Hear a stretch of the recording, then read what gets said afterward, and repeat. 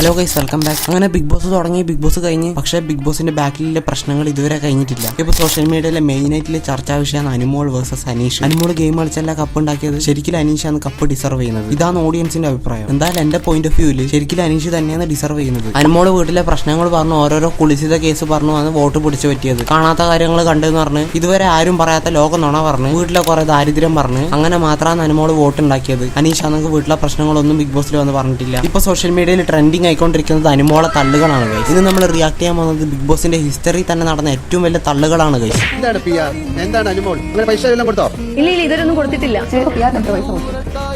അപ്പൊ ഇതിൽ ലാലേട്ടൻ ആരായി? ഇതെല്ലാം കണ്ടിട്ടും കുറെ ഓഡിയൻസ് ഇതിനെ സപ്പോർട്ട് ചെയ്യാനുണ്ട്. എന്തിനു പറയുന്നു, ഭൂലോക കള്ളത്തരം പറഞ്ഞ ഓഡിയൻസിനെ പറ്റിച്ച് അങ്ങനെ കുറെ വോട്ട് വാങ്ങി PR-നെയും വെച്ച് ബിഗ് ബോസ് ജയിച്ച്. എന്നിട്ട് പുറത്ത് വന്നിട്ട് പറയുന്നത് PR-ന് 1 ലക്ഷം ഞാൻ കൊടുത്തിട്ടുണ്ടെന്ന്. ശരിക്കും പക്ഷെ അനുമോളെ PR പറയുന്നത് 1 ലക്ഷം കിട്ടിയിട്ടില്ല, 50,000 കിട്ടിയിട്ടില്ലെന്ന്. എന്നിട്ട് പുറത്തു വന്ന് പറയുന്നത് PR-ന് 1 ലക്ഷം കൊടുത്തിട്ടുണ്ടെന്ന്. ഇതിൽ ഏതാണ് സത്യം? ഇങ്ങനെ ആരുടെ നിർമാറുന്നത്? ഡബിൾ ഡാഡി ചിത്രം കാണിക്കുന്നത്. ഇങ്ങനെയും നമുക്ക് നാട്ടുകാരെ ഓമ്പിക്കാം.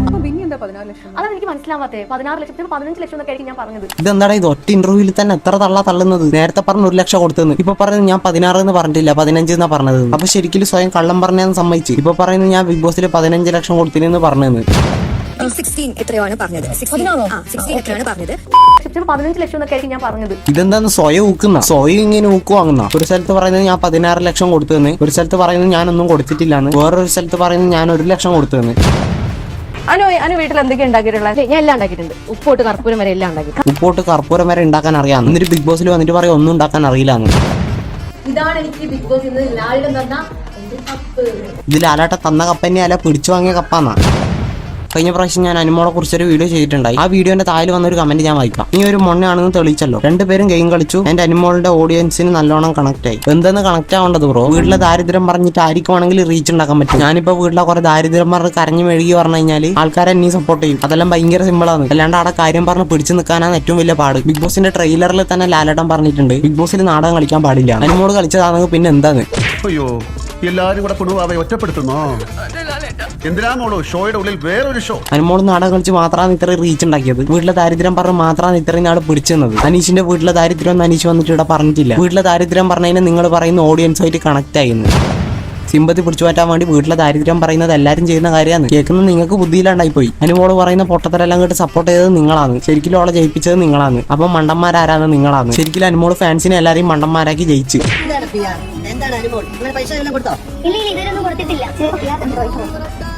ഇത്രയും വലിയ നുണ പറയുന്ന ഒരാളെ എങ്ങനെ നിങ്ങൾക്ക് സപ്പോർട്ട് ചെയ്യാൻ പറ്റുന്നു? ഇതിന്റെ താഴെ വന്ന ഒരു റീപ്ലേ ആണ് അന്തം ഫാൻസ് സ്പോട്ടഡ്. അതന്നെ എനിക്കും പറയാനില്ല. ഇങ്ങനത്തെ ഓരോരോ കണ്ണിന് തിമിരം പിടിച്ച കുറെ ഫാൻസ് ഉണ്ട്. അടുത്ത കമന്റ് വന്നിട്ടുണ്ട്, അനു ഓഡിയൻസിന് ഇമോഷണൽ കണക്ഷൻ വേണം. വീട്ടിലെ ദാരിദ്ര്യം പറഞ്ഞു കഴിഞ്ഞാൽ ഇവർ ഇമോഷണൽ കണക്ഷൻ എല്ലാം പറഞ്ഞ് വലിയ സംഭവമാക്കുന്നത്.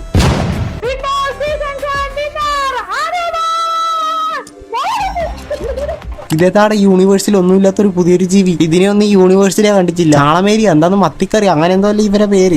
ചാളേശ്വരി മനീഷ്. ഇവരാരാന്നറിയില്ലെങ്കിൽ ഞാൻ പറഞ്ഞുതരാം. ഇതാണ് മത്തിക്കറി അലുവ കഷ്ണം തിന്ന് വൈറലായ ആന്റി. മത്തിക്കറി തിന്ന് വൈറലായി ഇപ്പൊ റീച്ച് കുറഞ്ഞെന്നാ കേട്ടത്. അതുകൊണ്ടായിരിക്കണം ഇങ്ങനെ അപരാധം കാണിക്കുന്നത്.